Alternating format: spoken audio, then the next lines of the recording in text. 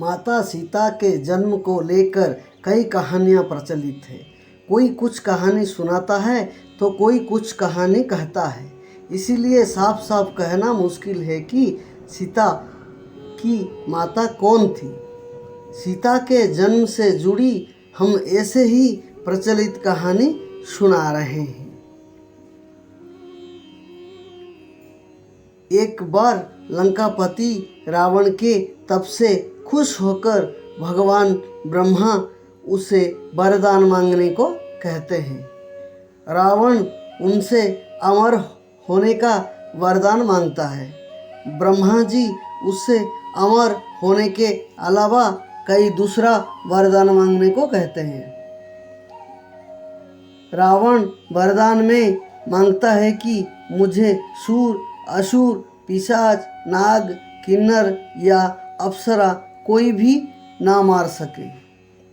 रावण मनुष्य द्वारा ना मारे जाने के बारे में नहीं बोलता है, क्योंकि वह मनुष्य को तिनके की समान समझता था।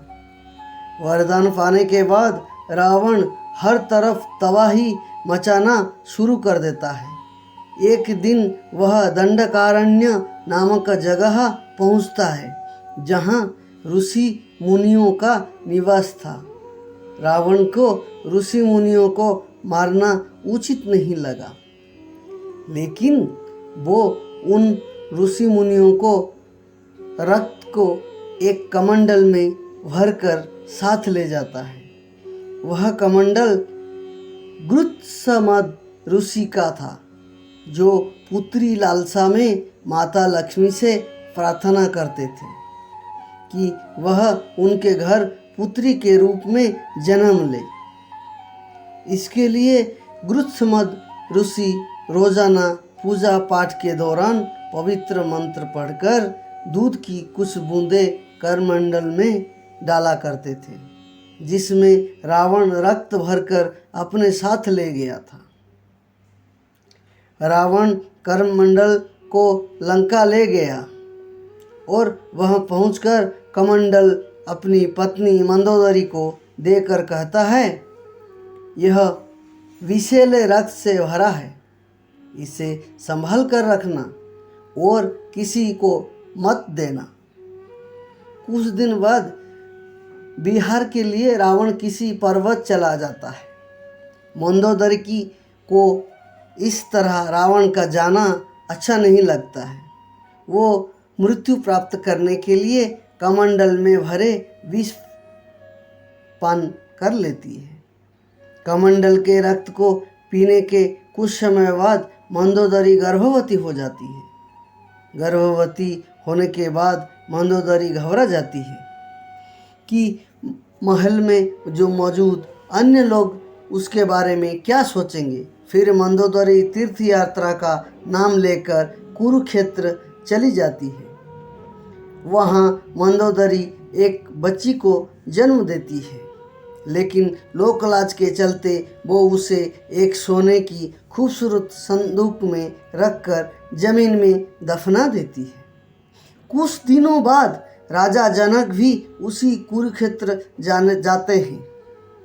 वाल्मीकि रामायण के अनुसार मिथिला में पड़े भयंकर सूखे से राजा जनक बेहद परेशान हो गए थे। तब इस समस्याओं से छुटकारा पाने के लिए उन्हें एक ऋषि ने यज्ञ करने और धरती पर हल चलाने का सुझाव दिया। ऋषि के सुझाव पर राजा जनक ने यज्ञ करवाया और उसके बाद राजा जनक धरती जोतने लगी। तभी उन्हें धरती में से एक सुंदर कन्या मिली। राजा जनक की कोई संतान नहीं थी, इसीलिए उस कन्या को हाथों में लेकर उन्हें पिता प्रेम की अनुभूति हुई। उसी समय आसमान से फूलों की वर्षा होने लगती है और साथ में आकाशवाणी भी होती है। आकाश में राजा जनक द्वारा उस कन्या के लालन पालन की बात कही जाती है। हल के शीत यानी हल के आगे नुकीला भाग जो रहता है उससे टकराने की वजह से सोने की खूबसूरत संदूक मिली थी। इसलिए राजा जनक ने कन्या का नाम सीता रखा। जिसके बाद राजा जनक ने सीता का पालन पोषण किया और उनका विवाह श्री राम के साथ संपन्न कराया।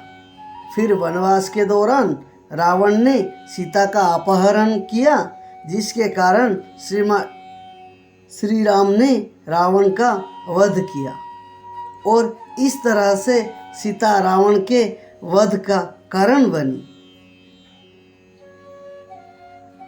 उपरोक्त दी गई जानकारी व सूचना सामान्य उद्देश्य के लिए दी गई है। हम उसकी सत्यता की जांच का दावा नहीं करते हैं। यह जानकारी विभिन्न माध्यमों जैसे ज्योतिषियों, धर्म ग्रंथों, पंचांग आदि से ली गई है।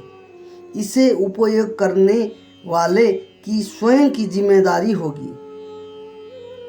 हिंदी में और कहानी देखने के लिए या सुनने के लिए please like, share, comment and channel को सब्सक्राइब करें। आपका दिन शुभ हो।